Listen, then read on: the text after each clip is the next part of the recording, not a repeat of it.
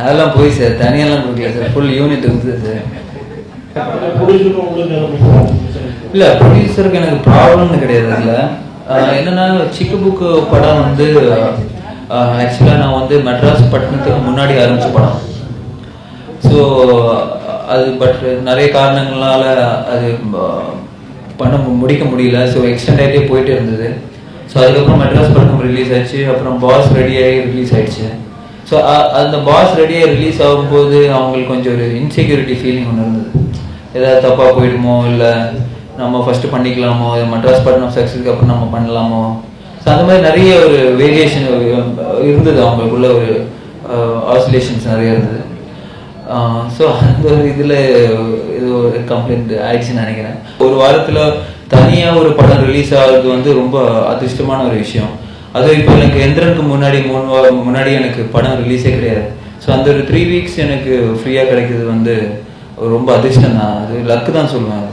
Show people ஆரம்பித்ததை வந்து ஒரு சின்ன ப்ராஜெக்ட் தான். எல்லாமே new commerce, new technicians, Balu Mahendra சாரோட அசிஸ்டண்ட் சுகான்னு சொல்லிட்டு. ஸோ அந்த ஸ்டோரி எனக்கு ரொம்ப பிடிச்சிருந்தது. ஸோ என்னால் பண்ண முடியாதுன்னு தெரிஞ்சது. அட்லீஸ்ட் ஒரு டேலண்டட் ஆர்டிஸ்ட் நிறைய பேர், இப்போ நான் வந்து சினிமாவுக்கு வரும்போது என் கூடயே நிறைய பேர் சினிமா ட்ரை பண்ணிட்டு இருந்தாங்க, இன்னும் ட்ரை பண்ணிட்டு இருக்காங்க. ஸோ ஆப்பர்ச்சுனிட்டிஸ் வந்து எல்லாருக்குமே கிடைக்கிறது இல்லை. ஏன்னா சினிமா வந்து இப்போ ஃபுல்லாக ஃபேமிலி அந்த மாதிரி விஷயங்கள் இருந்தால், பேக்ரவுண்ட் இருந்தால் நம்மளுக்கு வாய்ப்புகள் கிடைக்குது. நயன்தாரா பற்றி வெளியே எல்லாரும் பேச்சு வந்துட்டு இருக்கு. உங்களுக்குள்ள கெமிஸ்ட்ரி எப்படி இருந்துச்சு? கெமிஸ்ட்ரி என்ன தெரியல, என்ன கெமிஸ்ட்ரியை வந்து பர்சனல் லைஃப் வேறு, சினிமாவில் நடிக்கும்போது அந்த ஒரு ஃபீலிங் எனக்கு இது வரைக்கும் வந்தது கிடையாது. ஏதாவது க்ளோஸாக நடிக்கும்போது ஏதாவது மூடு வருதோ ஒன்றும் கிடையாது. ப்ராஜெக்ட்டுக்கு என்ன ப்ரைஸிங்கோ அதெல்லாம் கொடுப்பாங்க. நான் 5 கோடி கேட்குன்னு சொன்னோன்னா அவங்க கொடுத்து போகிறது கிடையாது. அவங்க எல்லாருக்குமே தெரியும் மார்க்கெட்டில் என்ன வயபிள் அந்த ஒரு ப்ரைஸ் இருக்குது. அது மீறி நம்ம கேட்டோன்னா நம்ம முட்டாள் தானே தான், யாரும் அந்த ப்ரைஸுக்கு கொடுக்க போகிறது.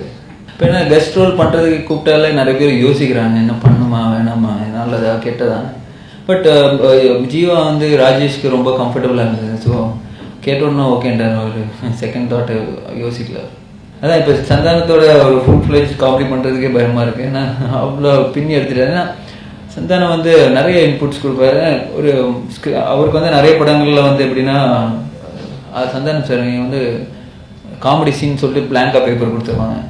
ஸோ அந்த மாதிரி இல்லாமல் இந்த படத்தில், ராஜேஷ் படத்தில் வந்து அவரே ஒரு ட்ராக் எழுதி அந்த சீன்ஸ் டெவலப் பண்ணி 2 பேருக்குமே கொடுத்தோம்.